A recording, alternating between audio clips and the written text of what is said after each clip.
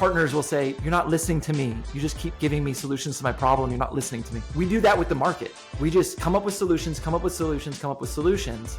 Every solution, whether you've thought it through or not, implies a problem and implies an outcome. I am so excited to talk to Todd Blaquiere today.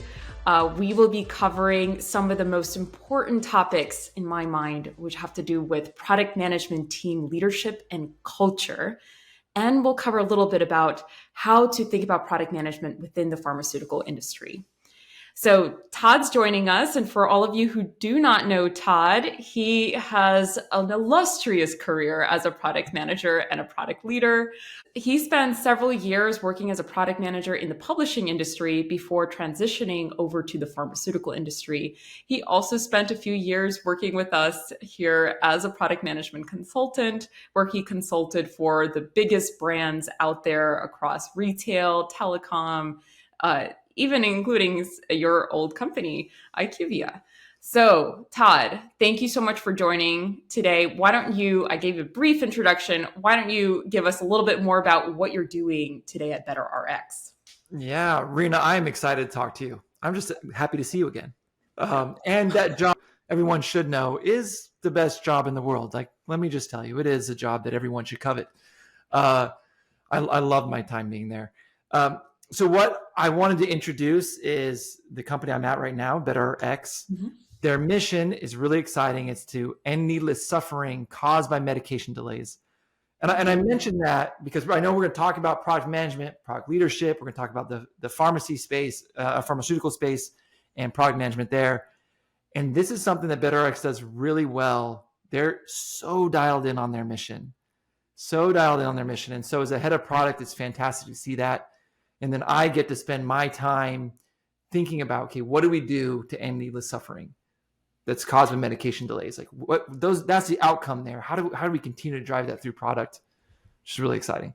So Todd, this is where you are currently, but you started your career at a very different industry. So I'm curious, how did you end up choosing pharma as where you want to be?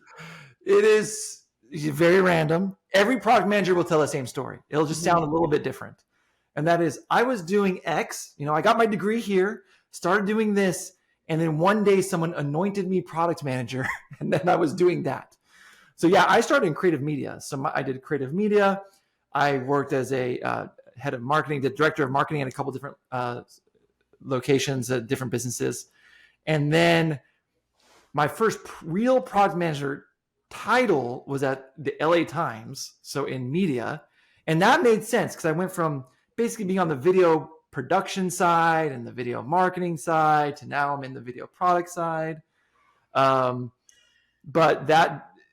you asked how I got to pharmaceutical from there, like how I'd get from there. Honestly, I was just looking for where can I have impact. So like whenever I want to take on a new role, I'm looking for three things. I want somewhere where I know I can make a difference. So like I have a skill set that can be impactful there. 2, I know that I can learn something. I'm really excited about a problem. There's some problem there I want to solve. And I'm like, ooh, and I can learn and grow. And the last one is just good culture. That's always matters to me. I fit in where I'm going. And so how I got to IQVIA was I learned about their big problems were, hey, we're trying to find a way to leverage all this data we have to help simplify the clinical trial process. How do we make this move faster and become more effective? And then I saw that impacts the world in a positive place because hopefully that drives down drug costs for everybody because trials are done simpler, faster, more effective. So that problem excited me. And that's how I ended up in pharmaceuticals. Yeah, so I hear that a lot around, I was anointed a product manager at this position. And it's interesting that you cite the importance of having an impact and having a great culture to do it. I feel like those two concepts are really intertwined because as we find, and I'm sure you found with working with us here, that if you don't have the right culture set up, it's really difficult for product managers to have an impact. 100%. What kind of advice, if you think about yourself as a product manager, if you are in an organization, How do you know whether or not your product management team is truly being empowered? What are the Ooh, signals out there? Yeah. great question. I love this question. So some of these signals. Number one, with a bullet for me, I'm going to tell a story. I like to tell stories. You know that. So I'm going to tell a story. Um, I I started at IQVIA, and I came in, and I found that there were layers upon layers between the product manager building the product and who the customer was. And so you had all of these different barriers, these walls, these gates you had to go through to get to the customer. Really time intensive, really, really, really difficult. So I got to sit in the ninth floor meeting one day. The ninth floor was the highest floor in this building. So of course, that's where the muckety mucks with the big titles and salaries sit. And I got to sit on one of those meetings. And my portion of the meeting happened somewhere on hour 4 or 5. So I just sat through a lot of people talking for 4 or 5 hours, doing a lot of expressing disdain with, oh, we were going to create these 25 features, but we only created these 20 features. A lot of that happening throughout the whole day. So I finally had a moment to speak. And Rena, you know this about me. I don't think I have a good self-preservation filter. Like I need to strengthen that. So I started off right away and I said, well, first off, introduce myself. I lead one of those horrible product teams that don't do what you're asking for.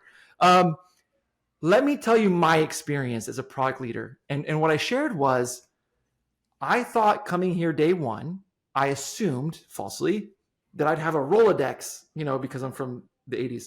I'd have a Rolodex of customers to meet with, speak to, learn from.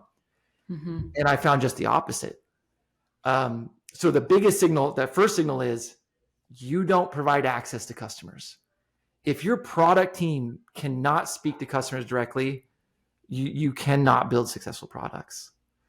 And I'm going to add one thing there because she deserves to be name checked.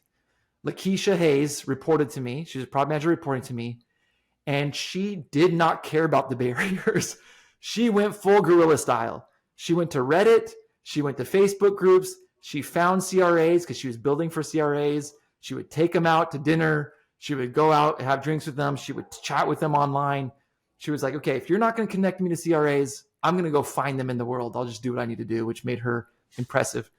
But your product managers shouldn't have to do that. They really shouldn't. They shouldn't. Now, we do know that there are certain industries that are regulated, and they do have some, you have to pay attention to the context of your industry, but you're absolutely right. In the end, we need to be able to talk to the people who use our services to get those insights. So that's absolutely very, very true, that if you don't have access to your customers, you need to figure out how you will get access to them. And I think that there's a role for the product leader to play in that. So I love that you're bringing up, and I remember reading, you made a post about how the product leader should not leave their product manager stranded. They should be opening up doors. If you can't talk to stakeholders, that's when the leader should be stepping in and opening that door for you. What kind of advice can you give along those lines to product managers who may not have that kind of leader that is aware that they should be doing that? Oh, that's a great, I like that. I like that angle. So first off, I will say, so product leaders, if you're not aware of that, you should be aware of that. That is your number one job. Your number one job is to just clear the way for your product managers. That's your number one job. If you're a product manager, I've been in that position. I think we all have. And I like to assume positive intent. And sometimes you just have a leader who doesn't know what they don't know. And they just don't realize they're supposed to do that. So in those cases, what I've done in the past, I had at this one company I was at, I couldn't get access to the sales team. I couldn't get on their calendars. This is very common. Sales, they're incentivized to sell. Like they are busy. They need to bring in business. But the product manager still needs to have those conversations and that conduit. So what I did is I had a meeting with my manager, and I explained to them, look, I'm not able to meet with this sales team. And specifically, I want to meet with so-and-so. And this is why. And I asked them, what can I do here? What can I do to help them understand the value of meeting with me? And they gave me insight. And this is what I think you have as a product leader. You can see the trees, right? Maybe you don't see all the rocks in the way. Your product manager sees all the rocks, but you see the trees, you see the path. And so he was able to give me some advice and say, well, I can't remember the specific advice at the time, but he was able to tell me, hey, here's what they care about. If you can connect this to the request, they'll meet with you. And I was able then to put together an email that was kind of like, hey, let me help you do this and get that meeting. Yeah. I really like that. You're absolutely right. When you are a leader, you are collaborating with other leaders in the organization. So you have the best view or vantage point on what matters to them. And you also have the responsibility, I think, to meet with cross-departmental leaders and make sure that you're aligned. And I think that is missing. Sometimes the leaders are not talking to one another. And it creates silos in organizations. So they're also the ones responsible for breaking it down. Now, you know what's funny about that? Out of that, what's funny about that is a silo for a product manager renders them useless. Like, look, like an engineer in a silo can still just pull tickets and code. I mean, it's something. They're creating something. A salesperson in a silo is like, well, I can still just make phone calls and try to sell, even if I don't know what we're trying to target. I can still sell something. A product manager in a silo, useless. You can't add any value. I never heard it that way, and I think that's brilliant, Todd. Mm-hmm. Yeah. So not only is a silo that makes a product manager useless, I think it's also something that you brought up earlier, where you're a product manager and you're in a meeting where where the outputs of your effort are being discussed, right? We hit 22 out of the 25 and therefore we failed. Do you want to talk about why that is the wrong conversation for people to be having? Yes, I'm so glad you brought us back to there. Yes. I mean, and this is what I've lived this so much so now. It's kind of like taking, I can't remember, is it the red blue pill or the blue pill in the Matrix that lets you see everything? I can't remember which one it is. Take the red pill? I think it is. So I've taken the pill and I can't unsee the world. Like I can't unsee it. And so so first I'll talk about the problem. And I shared it in that meeting again. Poor self-preservation. So I'm just saying it to the highest title person, risking my job. But I told them in this meeting, we're talking about that. I said, listen, here's the problem. If you tell me that you want my team to build 20 features next quarter, that's the goal. The goal is to build 20 features. Well, I'll be honest, I can bang that out in a month. I can build 20 features for you. I'll bang it out in a month. We'll take the next 2 months off. We'll just hang out at the beach. You got your 20 features. Yay, good for you. But what do those features accomplish? It's up to luck if they accomplish anything. So the way that relates to outcomes and why the outcomes are so important is because we tend to speak in feature language. Like just across the world as humans, I think we speak in solution language as humans. It's just how we talk. That's why partners will say, you're not listening to me. You just keep giving me solutions to my problem. You're not listening to me. We do that with the market. We just come up with solutions. Every solution, whether you've thought it through or not, implies a problem and implies an outcome. Mm-hmm. So if you're looking at it from the feature point of like how many features we can create, or just responding to the stakeholder that says, give me this feature and give me that feature, you're implying that we're solving certain problems. You're implying that you're solving certain outcomes. When you look across the whole of it, so say your release, you have long-term releases, they're quarter-long releases. In the pharma industry, life sciences, that's common to only have releases every quarter because of all the regulations. So you're in that quarter, you built all these things.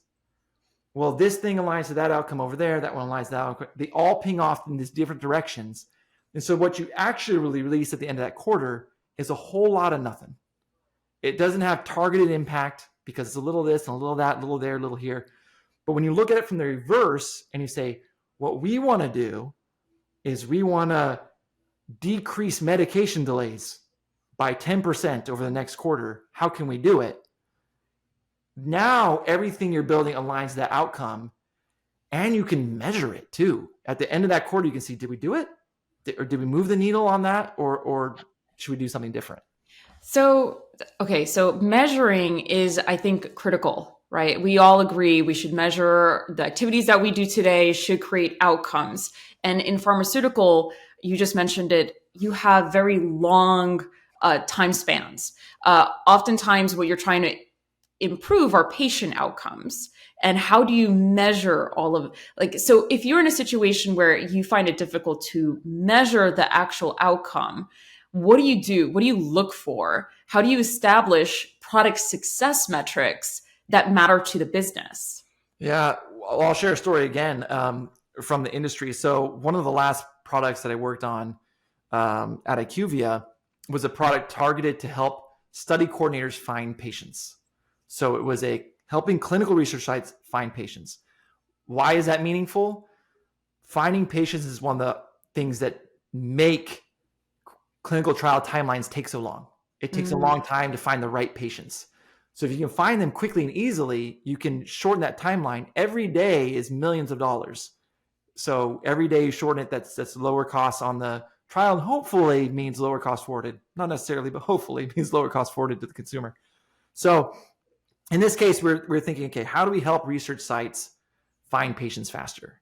We just knew we wanted to help clinical research sites because we wanted to optimize them, have them work with us, and we wanted the pharma companies to say, ooh, you perform so well because you choose these great sites to work with. So it's a network effect. So to do that, we had to do a lot of discovery, a lot of meeting with clinical research sites, talking with them. And through that process is when we learned, oh, the goal here is speed, find patients faster. It's not more data. It's not, more segmentation. It's not something else. It's drive speed. So once we learned that, we had to solve the problem you just said.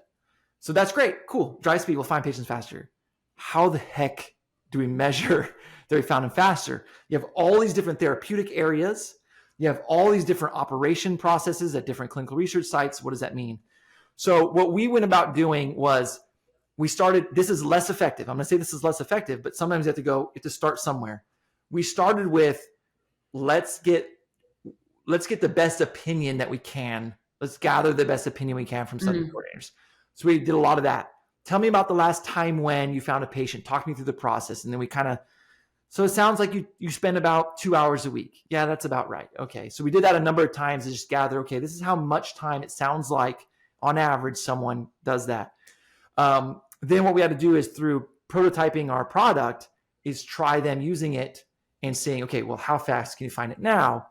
And so we're basing it on here's where we think the average is. And now let's see what they can do with our platform. Once you get it in market, well, now you have the data, right? Now it's in market. Now you can say, well, our platform, we know it takes this long to find a patient. We can make improvements to drive that process down. But I've talked to a lot of people that ask the same question in the innovation space. Todd, where does our first metric come from? And it's usually consider the thing of value.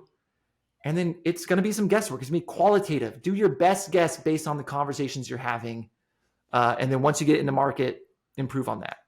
So you just described basically a process by which you have an opinion. You do a discovery process first, then you create an opinion about the problem, and then you create, these are all hypotheses, right? And then you go and try and test them. Yeah. So when you looked at, and you've worked with a lot of different teams, when you look at different teams across the board, where do they struggle the most? Is it in even understanding how to write the hypothesis, or is it in doing the discovery work up front? Like, where do you think people should spend more time?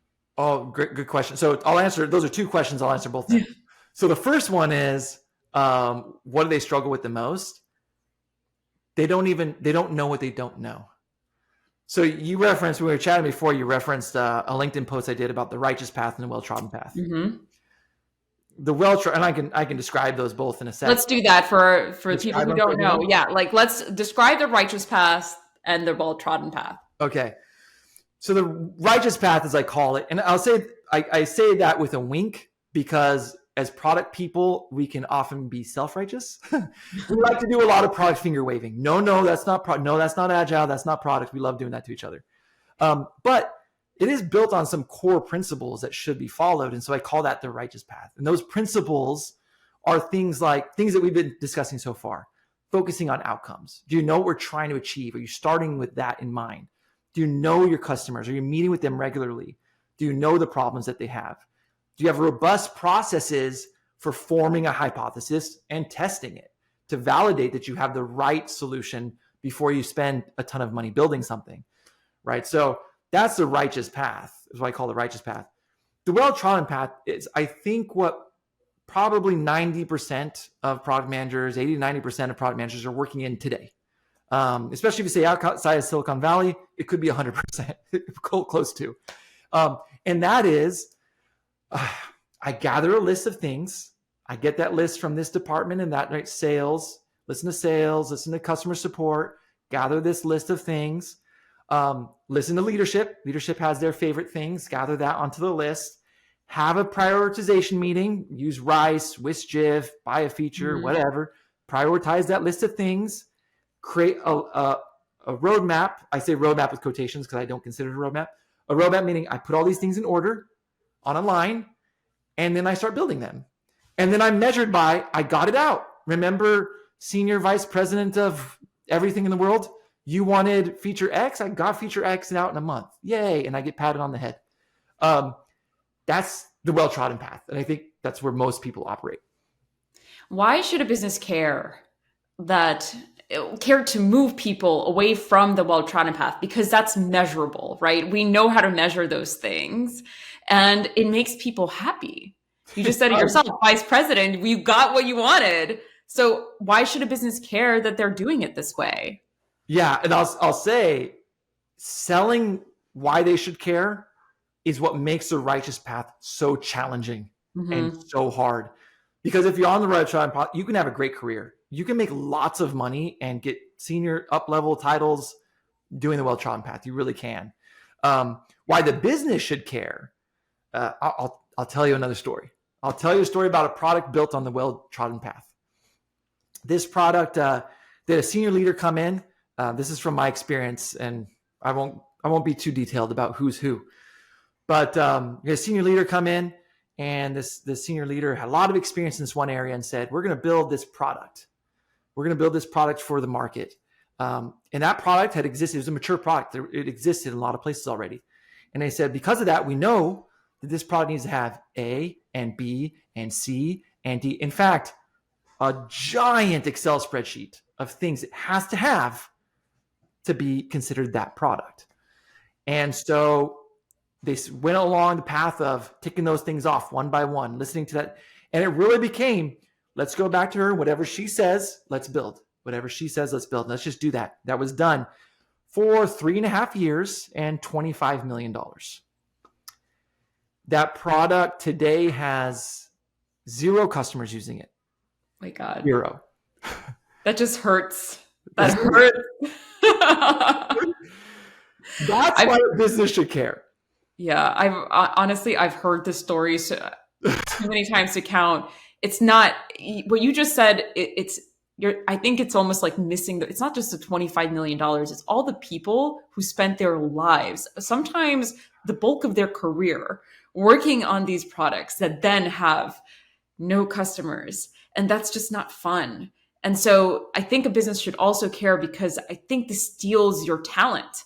Because somebody who's at an organization where you said it at the beginning, I'm in this role to have impact. Yeah. And if I'm not going to have impact, I'm not going to stay in this role.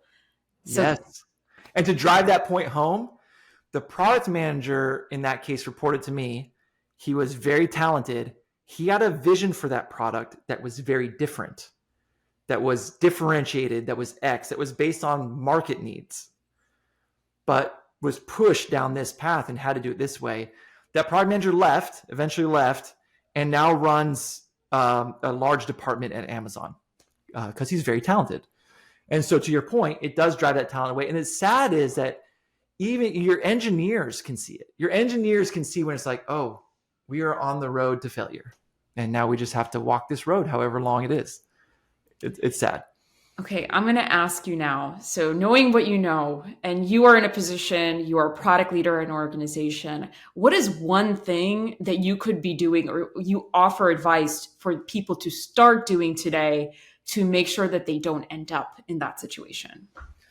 That's a good question. So one thing I tell, and when you say that situation, we're saying product managers, how do product managers avoid that march to death? Exactly. How do they? Yes. So there was so much I didn't know when I started that I wish I knew. There are 2 things I did right, and then there were so many things I did wrong. So I'll mention the 2 things I had right, and then I'll mention a couple of things that I wish I knew. two things I had right. So my hiring manager, when I was had the product manager title, I actually went into her office 2 weeks in. Again, poor self-preservation filter. Went into my boss and I said, "You got the wrong guy. I don't know why am I here? I don't know these words. They're saying burn down chart. Don't know what that is. Don't know what that is. They're looking to me and saying, Todd, what do you think?" And I'm going, "I don't even know what you said." And she said, "No, I hired you for a reason. You understand the video audience market. You know that market well. That's why you're here." She's like, "All the product stuff, the terms and the things, I'll teach you that." Her name, by the way, is Annalisa Tamayo. I want to give her name check too, because she's fantastic. But she told me that. And so what I had right, and she set me up on the right path by telling me that, which all product leaders should do with their product managers. Build confidence in them. Tell them why you hired them. Tell them what makes them special. And then send them in the direction of customers. That's what she did. So what I had right was I was constantly focused on the video audience. I even did a presentation for the editor-in-chief of the Los Angeles Times on how a video viewer is not a reader. And these are two different personas, and we need to understand them. Wow. So I had that right. I'll tell you something I did wrong that I had wrong. I thought I had to have all the answers. I tell every product manager today, don't put that burden on yourself.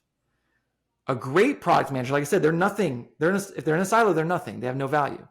So a great product manager knows how to source the right ideas from their team. Get the right ideas from your UX people, from your developers. Listen to the QA in the room that has an idea that too often is ignored.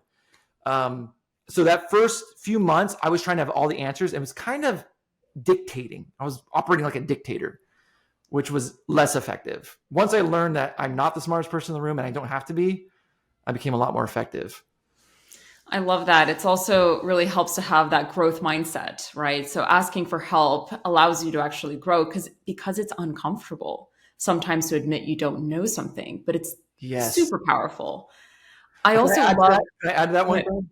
Yeah. I'll add one more thing to that, because to that point, something else I did right, and I tell all the product managers to do, is because I was so afraid of what I didn't know, I asked my boss, "Who here is the best at writing PRDs, product requirements documents?" And she said, "Drew is."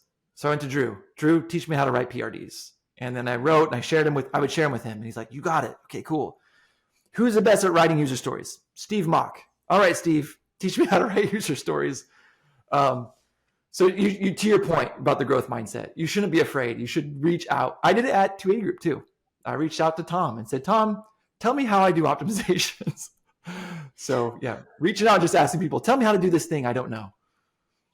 So not just reaching out and asking people, but I love your story about your manager who ended up being a mentor who pushed you into this direction, right? I think that is something that if you are a product leader, I don't think people do this enough, actually telling their direct reports what's so great about them. Yes. And giving them that freedom. So I love that as well. Well, Todd, thanks so much for talking with me. How can our listeners find you after this? Well, first off, I'm disappointed we're done. Let's talk for another 2 hours. But no, so find me. Best places on LinkedIn. And I'm a nerd about product. I love talking about it. Share with me your thoughts. Find me on LinkedIn, Todd Blaquiere. Just search my name. And if you have ideas and you want to ping back and forth and talk about it, let's have the conversation. I love it. Thanks so much, Todd. All right, thank you. Follow us at our website at 280group.com. Join us next week for another product story.